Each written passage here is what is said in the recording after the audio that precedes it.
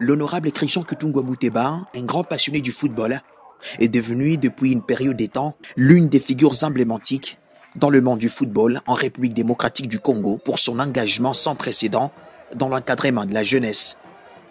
En dehors de la présence historique de son club en Ligue 1, une première, c'est lui qu'on surnomme affectueusement le Magufuli du Tanganyika, soucieux du futur du football de sa province en particulier et celui de toutes les nations congolaises en général, s'est également intéressé à la formation et encadrement des enfants avec la naissance de Kitungwa Football Academy qui regorge en son sein plusieurs catégories d'âge des joueurs et qui participe aux championnats officiels.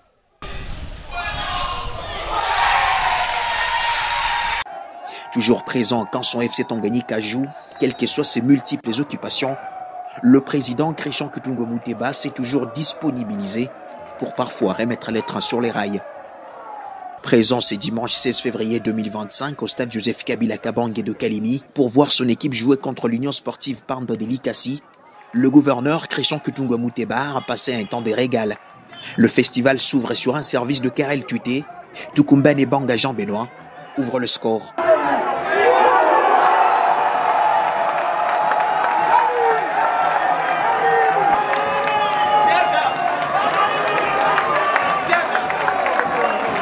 Un 0 score à la mi-temps. Qu'est-ce qui ne va pas? Jouons correctement comme on a toujours eu l'habitude de jouer. Est-ce que c'est ça gagner avec manière? Non. C'est ça gagner avec manière? Non. Je veux que l'on gagne avec manière. En seconde période, Lukasi Plamedi sert parfaitement à Dan Baya qui marquait le 2-0.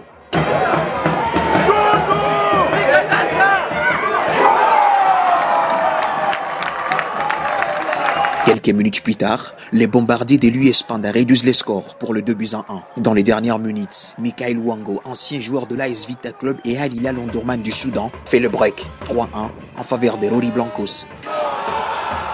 À l'issue de ces matchs, le gouverneur Christian Kutungo Muteba, président du FC Tanganyika, a adressé un message à la Ligue nationale de football ainsi qu'au comité de normalisation de la Fédération congolaise de football association sur la phase des playoffs qui se jouera uniquement dans deux villes, à savoir Kinshasa et Lubumbashi. Pour celui qui est considéré comme le sauveur du football tanganyikais, cette décision donne faveur à certains clubs. J'aimerais souligner, m'adresser à la Linafoot ainsi qu'à la FECOFA au niveau du CONOR, leur signifier que la mesure prise par rapport aux playoffs, nous sommes un club à part entière, nous ne sommes pas de sous-club pour commencer à aller jouer le playoff à Kinshasa ou à Lubumbashi.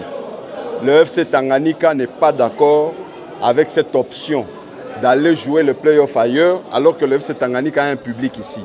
C'est d'abord une violation pure et simple du règlement et de la loi du football. Donc nous allons aller jouer partout ainsi que ici à Kalemi le play-off. Nous n'allons pas accepter que l'on puisse favoriser certains clubs là où les gens doivent aller jouer avec le club de Kinshasa et eux ne vont pas se déplacer, ils jouent à domicile. Là où nous allons aller jouer avec des clubs à Lubumbashi, eux vont jouer à domicile. Nous ne sommes pas d'accord et je m'adresse à la Linafoot ainsi qu'au CONOR. Nous rejetons totalement cette décision qui, au demeurant, ne rencontre pas l'assentiment de tous les clubs. Donc nous sommes partants de matchs du play-off qui vont se jouer respectivement chacun à domicile. Il y a lieu de souligner que le FC Tanganyika, qui ne jure que par la qualification en play-off, est provisoirement classé 3e, juste derrière le tout-puissant Manzembe et le Saint-Oula Lupopo.